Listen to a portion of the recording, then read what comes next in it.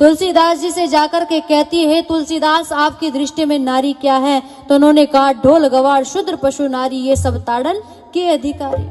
अगले व्यक्ति के पास में पहुंची सुन करके।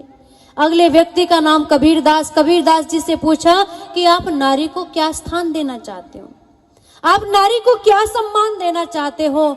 तो इस बात को सुनकर के कबीरदास जी वहां उत्तर देते हुए कहते हैं कि यह नारी जानना चाहती है कि मेरी दृष्टि में नारी क्या है, तो सुन, नारी की छाया पड़त अंधा होए भुजंग, और कबीरा तिनको कौन गति जो नित नारी के संग। अब अगले व्यक्ति के पास पहुंची तो अगले व्यक्ति ने तो साफ सीधे शब्दों में कह दिया कि नारी तो जूती होती है, एक जूती टूट जाए तो बदल करके दूसरी जूती पहन लो। कहीं खेती की दृष्टि से, कहीं ज्योति की दृष्टि से नारी को कितना अपमान का सामना इस संसार में करना पड़ा।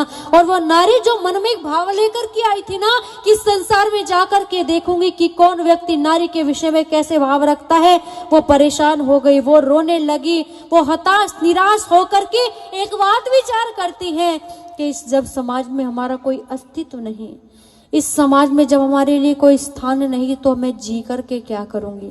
वो नारी विचार करती है कि आत्महत्या करना सही रहेगा।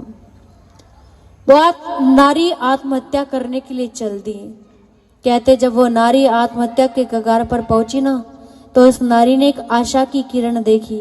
और वो आशा की किरण क्या थी? सामने से एक विशाल का साधु आ रहा है, एक साधु आ रहा है, बड़ा विशाल का है साधु, जिसके एक हाथ में डंडा और दूसरे हाथ में 4 पुस्तकें थी। उस विशाल का साधु को जब उस नारी ने अपनी ओर आते देखा तो रोक लिया और रोक करके कहती है, हे साधु, क्या नाम है तुम्हारा?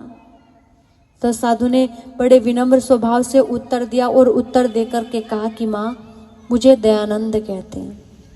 वो नारी कहती, वही दयानंद जो समाज की कुरीतियों को दूर करने का कार्य करता है, जो बड़ी बड़ी बातें नारी के विषय में कहा करता है। कहा, हाँ माँ, मैं वही दयानंद हूँ जिसने बड़े बड़े मुल्ला पादरी पोपो की झूठ को इस संसार के सामने रख दिया लाकर।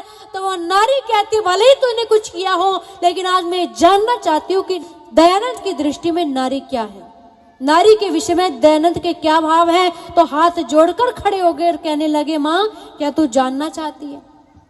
माँ, क्या तू जानना चाहती है? तो सुन, मैं अपनी ओर से एक शब्द भी नहीं कहता, एक शब्द भी मेरा नहीं होगा, बल्कि ब्रह्मा से लेकर जैमिनी पर्यंत जो ऋषियों के विचार तेरे विषय में, वही दयानंद तेरे विषय में विचार कहेगा। और मनुस्मृति का हवाला देकर के स्वामी दयानंद जी महाराज ने कहा, यत्र नार्यस्तु पूज्यन्ते रमन्ते तत्र देवता, कि जहां पर नारियों की पूजा होती है वहां तो देवता निवास करते हैं। माँ वेद का हवाला उठा करके कहा, यथे मां वाचम कल्याणी मां वदानी जनेभ्य, कि माता और बहनों को कौन कहता है यज्ञ की ब्रह्मा बनने का अधिकार नहीं, यज्ञ पवित्र पहनने का अधिकार नहीं। वेद स्वयं कहता है नारी यज्ञ की ब्रह्मा भी बन सकती है और नारी को यज्ञ पवित्र पहनने का अधिकार भी है। और अगली बात में कहा कि शास्त्रों का हवाला देकर, माता निर्माता भवती, अर्थात माँ तो निर्माण करने वाली होती है। और सबसे ऊंचे दर्जे की बात कह दी, स्त्री ही ब्रह्मा बभूविथा, के ब्रह्मा के समान तो स्त्रियों का स्थान है।